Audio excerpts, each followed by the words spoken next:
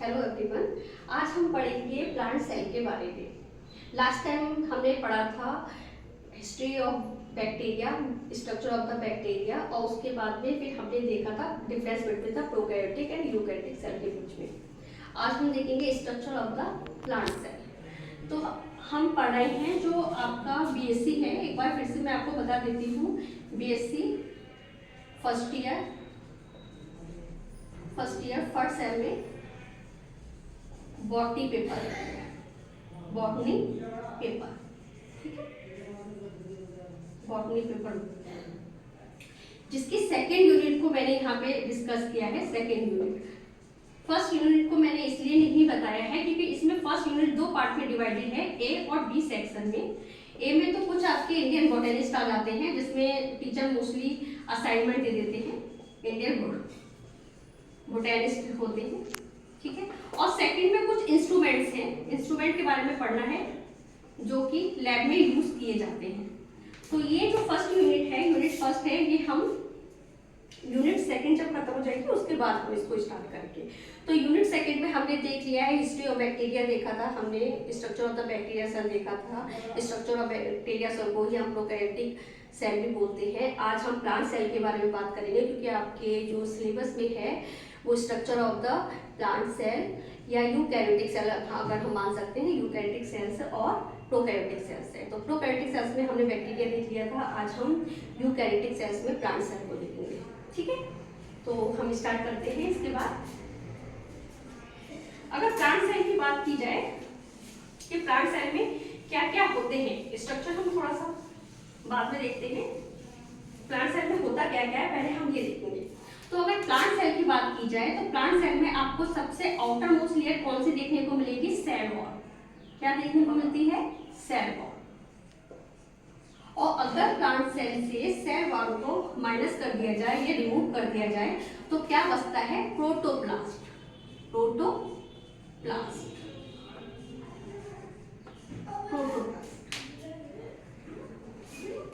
इसके बाद में अगर हम देखते हैं प्रोटोप्लास्ट में क्या होता है? प्रोटोप्लास्ट में होता है प्लाज्मा मेम्ब्रेन।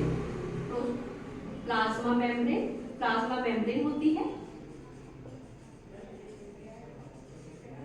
और अगर प्रोटोप्लास्ट से प्लाज्मा मेम्ब्रेन को रिमूव कर देते हैं तो हमारे पास क्या बचता है? प्रोटोप्लास्ट।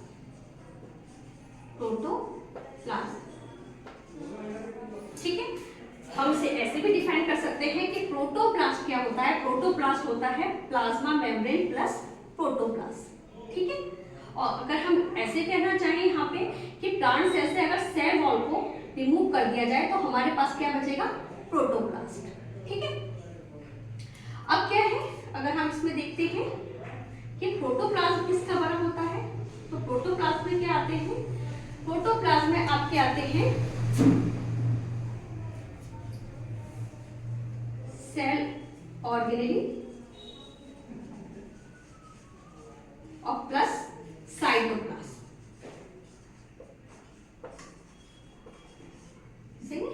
नहीं, यहाँ पर सेल ऑर्गेनेली ना रखें, हम यहाँ डालेंगे न्यूक्लियस प्लस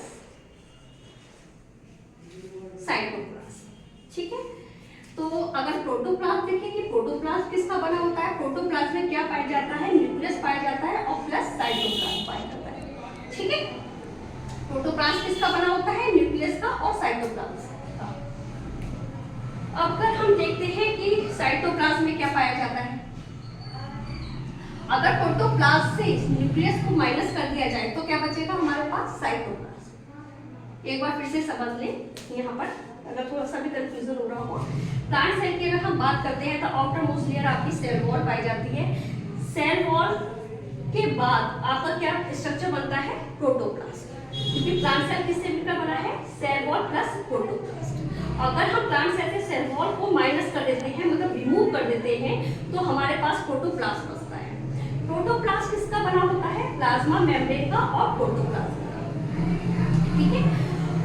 प्रोटोप्लाज्म किसका बना होता है? न्यूक्लियस का और साइटोप्लाज्म का, ठीक है। अब साइटोप्लाज्म में देखेंगे कि साइटोप्लाज्म में क्या पाया जाता है, तो यहाँ देख लेते हैं।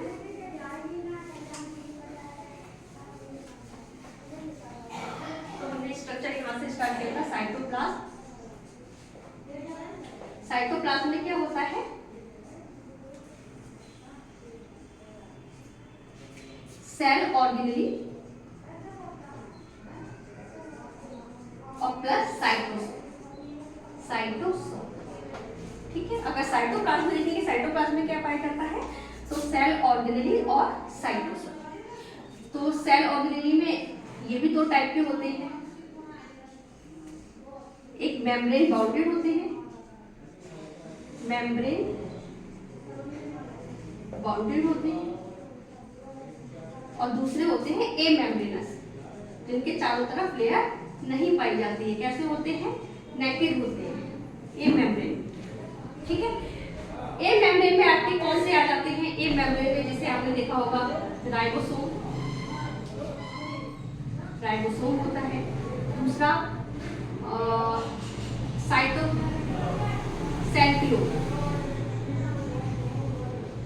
सेंट्रियोल पाया जाता है। ठीक है, और थर्ड अगर आप देखना चाहें तो न्यूक्लियोलस, ये स्ट्रक्चर पाया जाता है। ठीक है, मेम्ब्रेन बाउंड में देखें तो ये भी आपके दो पार्ट में डिवाइड होते हैं, एक सिंगल मेम्ब्रेन और एक डबल मेम्ब्रेन। एक सिंगल मेम्ब्रेन, दूसरा डबल मेम्ब्रेन।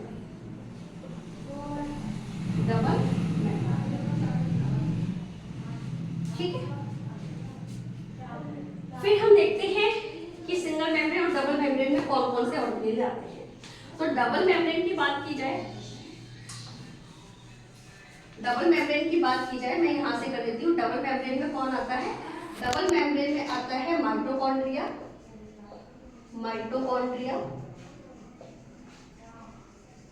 और प्लस प्लास्टिड, कि डबल मेम्ब्रेन स्ट्रक्चर है। सिंगल मेम्ब्रेन की बात की जाए तो सिंगल मेम्ब्रेन में कौन से प्रेजेंट होते हैं, यहाँ हम देख लेते हैं।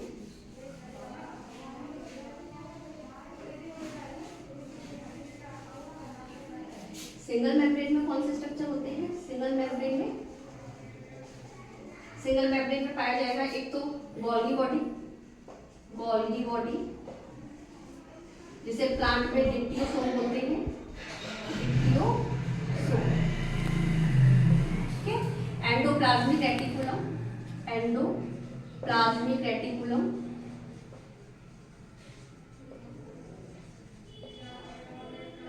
प्लस कुछ माइक्रोबॉडीज,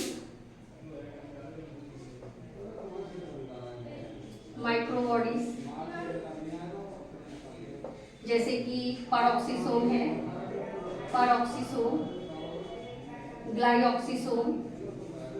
ग्लाइऑक्सिसोम, स्पेरोसोम। ये कुछ स्ट्रक्चर आपको देखने को मिलते हैं प्लांट सेल में। तो प्लांट सेल में हमने एक स्ट्रक्चर पढ़ा था, सबसे आउटर मोस्ट लेयर हमने सेल वॉल पढ़ी थी। सेल वॉल के बाद हमने प्रोटोप्लास्ट देखा था। प्रोटोप्लास्ट किससे मिलकर बना होता है, प्लाज्मा मेम्ब्रेन से और प्रोटोप्लाज्म से। प्रोटोप्लाज्म में क्या प्रेजेंट था, प्रोटोप्लाज्म में न्यूक्लियस प्रेजेंट था और प्लस साइटोसोल में अगर की बात की जाती है, साइटोप्लाज्म की अगर बात की जाती है तो उसमें सेल ऑर्गेनेली आते हैं और प्लस क्या आता है, साइटोसोल होता है। साइटोसोल एक लिक्विड मटेरियल होता है। साइटोप्लाज्म दो पार्ट में डिवाइडेड होता है, सेल ऑर्गेनेली में और साइटोसोल में। ओके, इसके बाद में हमने देखा था कि कुछ मेम्ब्रेन बाउंड्री स्ट्रक्चर होते हैं, कुछ ए मेम्ब्रेनस होते हैं। ए मेम्ब्रेनस में हमने देखा था राइबोसोम को, सेंट्रोसोम को और न्यूक्लियोलस को। और मेम्ब्रेन बाउंड्री में हमने सिंगल मेम्ब्रेन देखा था, डबल मेम्ब्रेन देखा। डबल मेम्ब्रेन में माइटोकॉन्ड्रिया आ जाता है और आपका प्लास्टिड आ जाता है। सिंगल मेम्ब्रेन में गोल्गी बॉडी, जिसे प्लांट सेल में डिप्टियोसोम बोलते हैं, एंडोप्लाज्मिक रेटिकुलम है, माइक्रोबॉडीज कुछ आती है जैसे पैरोक्सिसोम है, ग्लाइऑक्सिसोम है, स्पेरोसोम है। तो प्लांट सेल में ये स्ट्रक्चर देखने को मिलते हैं। ओके, इसके बाद में अब हम स्ट्रक्चर देखते हैं प्लांट सेल।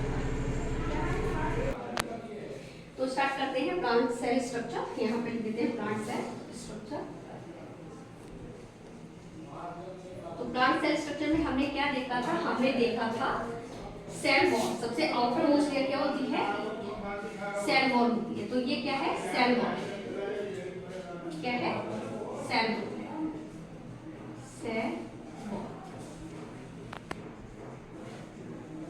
सेल वॉल की 3 पार्ट में डिवाइडेड होती है। ये प्राइमरी सेल वॉल है, यहाँ पे लिख देती हूँ प्राइमरी सेल वॉल है, ये प्राइमरी सेल वॉल है, प्राइमरी सेल वॉल। इसके बीच में मिडिल लैमेला पाया जाता है, मिडिल लैमेला, मिडिल लैमेला। जो ग्रीन कलर का स्ट्रक्चर बनाया है वो मिडिल लैमेला है। और उसके बाद में secondary cell, secondary cell wall. तो ये स्ट्रक्चर था किसका, प्लांट सेल की सेल वॉल का। ये मेन फीचर है प्लांट सेल पे, ठीक है। उसके बाद हम देखते हैं यहाँ पर क्या प्रेजेंट होगी, प्लाज्मा मेम्ब्रेन।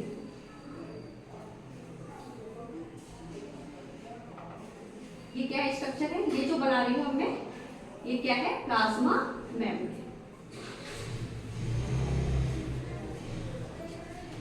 क्या है ये, प्लाज्मा मेम्ब्रेन। तो यहाँ मैं इसको इंट्रोडक्शन लिख देती हूँ, ये क्या है, plasma membrane, plasma membrane.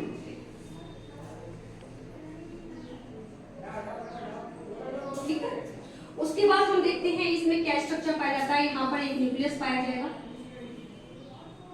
Nucleus का स्ट्रक्चर बनती है इस टाइप से, न्यूक्लियस है ये न्यूक्लियस हो गया।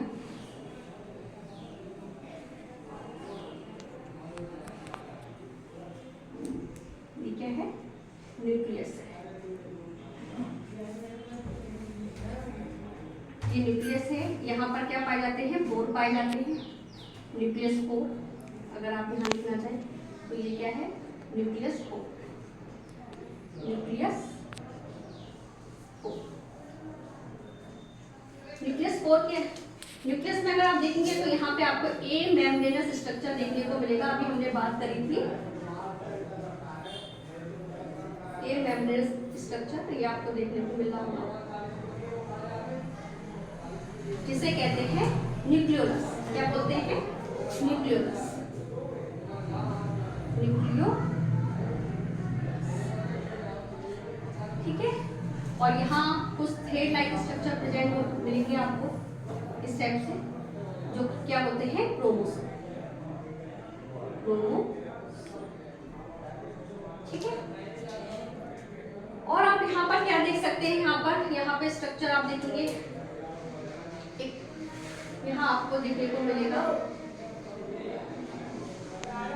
ये क्या है, वैक्यूम, क्या है, वैक्यूम, ठीक है। वैक्यूम से यहाँ पर क्या आपको देखने को मिलेगा, यहाँ एंडोप्लाज्मिक रेटिकुलम देखने को मिलेगा। ये बना देती हूँ मैं, इसी से बना देती हूँ, चलेगा कुछ आपको इस टाइप से। ये एंडोप्लाज्मिक रेटिकुलम, एंडोप्लाज्मिक रेटिकुलम,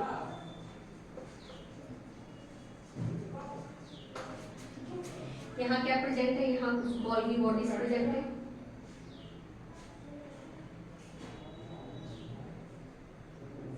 ये गोल्गी बॉडीज हो गई।